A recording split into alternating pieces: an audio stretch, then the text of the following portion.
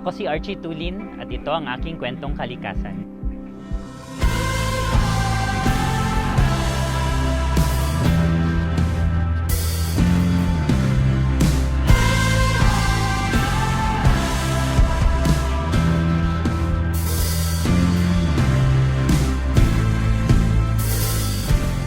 I'm Archie Tulin, Resource Management Officer of the Non-Timber Forest Products Exchange Program Philippines. I'm here to tell about my story and the work that we do with NTFP-EP Philippines with our partner indigenous peoples here in Misamis Oriental and Bukidnon. As a kid, I knew I always loved science, specifically natural science. So that's why I took environmental management. I think dili ko gipanganak nga environmentalist. As compared nga to others, I think my waking up as an environmentalist is relatively later, compared sa others nga mas nagsugod sila in their teens volunteering. So I actually got that sense of environmentalism during college na. If not for Typhoon Yolanda, maybe I wouldn't be here working with communities, working with NTFP. For me, Typhoon Yolanda really opened my eyes that climate change is here, knocking on our doors. And from then on, I kind of sort of made a pledge to myself that to contribute, even unsa kagamay, to addressing the climate crisis. That's why I started my journey in development work. To tinuod ang ang development work, as they say, is a thankless job. In my family, ako lang yun ang nasa development work. So there are times, most of the times, even my own family, dili na mag-grasp ang context sa akong work.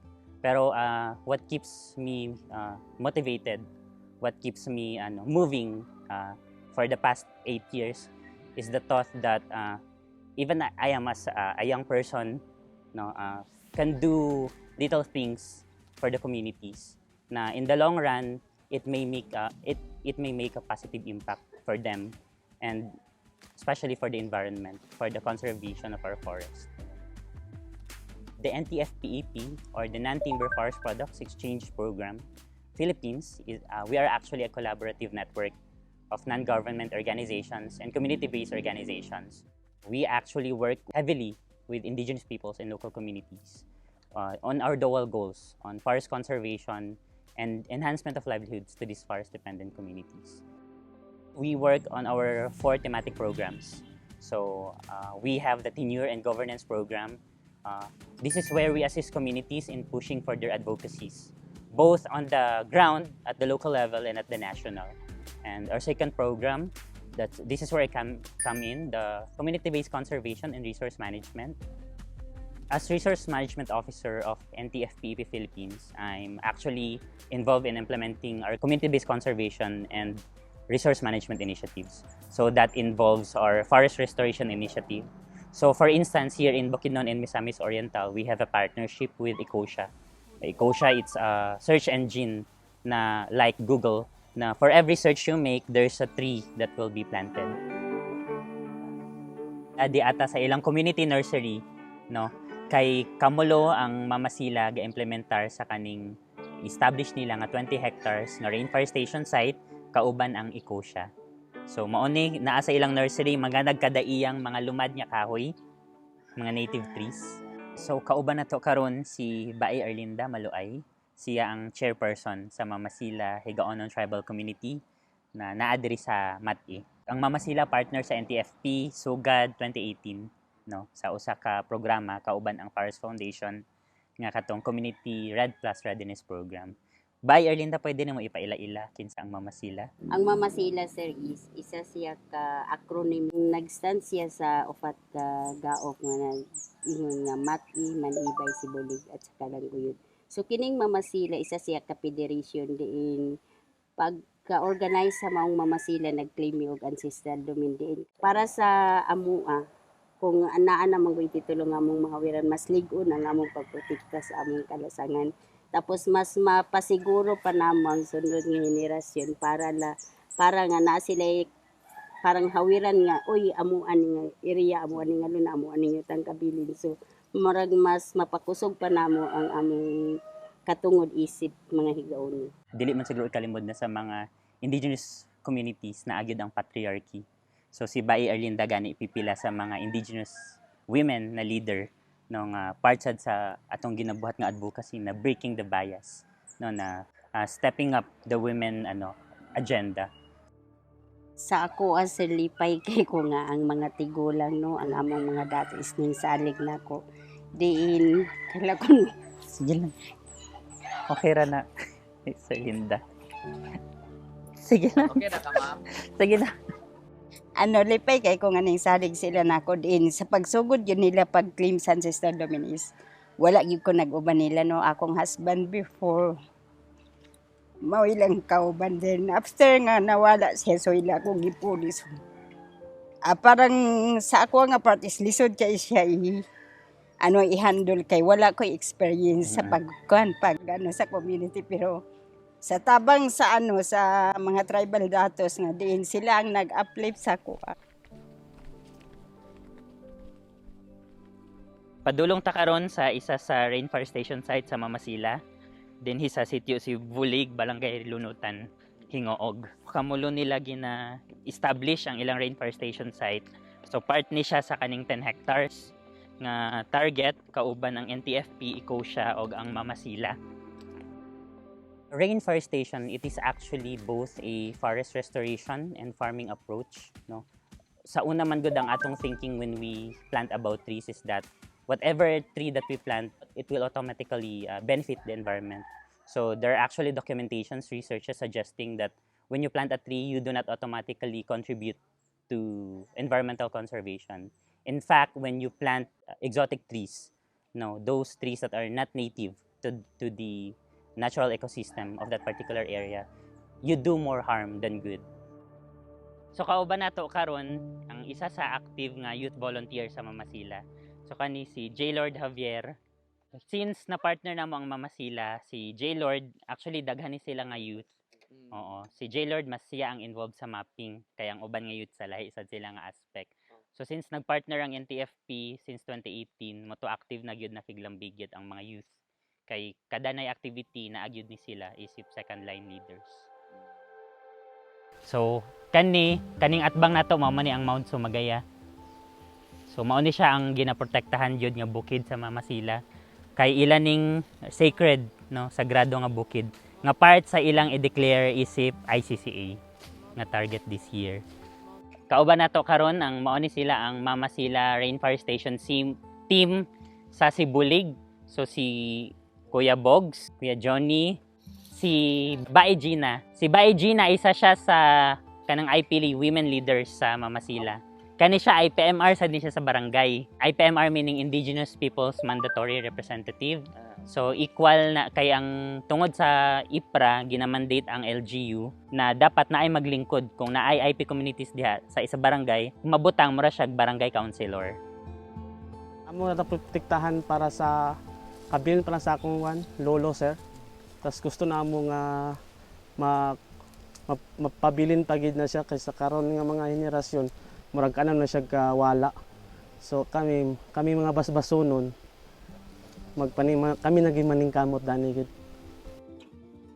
After planting, mauto among advocacy sad dapat i-change nato atong mindset nga ang mga tree planting activities dili lang siya ginatawag tree planting. Aside from planting, we nurture the trees. Usually 3 months after planting, naipahigayon nga maintenance. Second thing that we do on community-based conservation is we do for the promotion of the ICCAs, or these are the indigenous community conserve areas. At NTFP, we really work on a grassroots approach to conservation. That is why we are promoting the indigenous community conserve areas. So here in Mamasila, they are at the stage of documenting and mapping their ICCAs. Ang gidabot na ako pag-survey, pagsuroy da sa lasang, o unsa nang maningog. Tas ako isa ga-mapping pag human mo survey, pag-uli mag-mapping na mi sa picture unsa mga pag-ila da sa manap da sa lasang. It is important to document and to map ICCAs for the case that for the longest time the contributions of indigenous peoples in conserving our forests is not really acknowledged. So in documenting and mapping these areas, we make them see, no, for instance, the government and others not really involved in community development, that these are the actual contributions of indigenous peoples in forest conservation, in mitigating climate change. Sigon sa among mga tigulang, gibilin sa ngayon nga ampingan namong kalasangan. Bisag wala na karon sila, pero nagpabilin gihapon nga naa sila among mahinumduman tungod sa kalasangan nga wala gid naunsa. Wag na naunsa. Ug among ipasunod sa mga bata nga ingani ang pag-amping sa kinayahan dili usikan. We heavily work with indigenous peoples on forest conservation because there is acknowledgement na for the longest time, indigenous peoples have been discriminated or marginalized. That's why many of the indigenous peoples here in the Philippines are vulnerable to aggressive development. There's also acknowledgement that, for instance, here in Bukidnon and Misamis Oriental, this is not an accident na most of their ancestral lands are still forested areas. And the third program, this is actually our niche program, the Community-Based Livelihoods and Enterprise Development. As our advocacy at the NTFP, we support communities in establishing their community-based enterprises through utilizing NTFPs or non-timber forest products. We believe in our conservation model that communities should not be prohibited in using their resources, their forest resources. Instead, they should be strengthened, empowered to sustainably use it.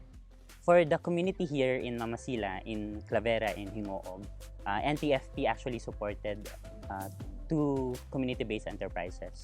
So we have the Cinnamon Community-Based Enterprise and the Citronella Community-Based Enterprise. For the Cinnamon Community-Based Enterprise, this enterprise was actually established around 2019. So they're utilizing their naturally growing cinnamon here in Mount Sumagaya as flavoring to their pastry products.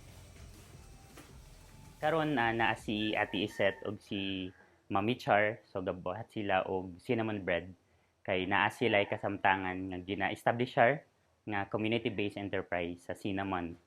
No, nga ang ilang ginagamit nga pang dugang taste sa ilang bread kaning bark sa cinnamon nga gikan sa ilang forest. So kani maon ni ang kanang gi finely grated na nga cinnamon bark, no, nga himo na siyang powder. Tapos kani ilang gina-add sa ilang dough para mahimong flavoring. Mao ni ilang isa sa ilang product. So aside sa cinnamon bread, katong mga dili mahalin nila nga freshly baked, so ilang after 2 days ila siyang ginabuhat, toasted bread.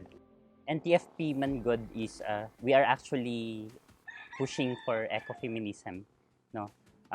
Because we believe na women for the longest time they have been marginalized, and because women mainly in our livelihoods initiative, they're really the ones doing livelihood work aside from the men. And our fourth program, the safeguarding culture, this is actually the central part of our program. In all the things that we do, we always see to it that their culture is being conserved, safeguarded, and promoted. So this is really the advocacy of NTFP. No, the value of our forest is not just the trees. No, it's not just the timber.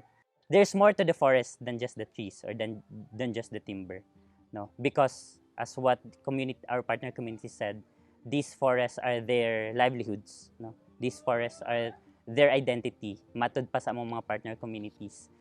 Kung wala kuno ang forest, no, wala ang kultura. So kung wala ang forest, wala ang higoonon. So I think that for me, no, aside from the ecosystem services that we know, the services of the water, climate mitigation, and others, so what we overlook is the significance of the forest as spiritual. We are in the middle of a climate crisis, a climate emergency. Especially the Philippines is one of the countries with the most vulnerability to climate change, rising sea level. So, and one of the mitigating mechanism to which we can address this climate emergency is to put a premium towards protecting our forests, towards conserving the remaining forests.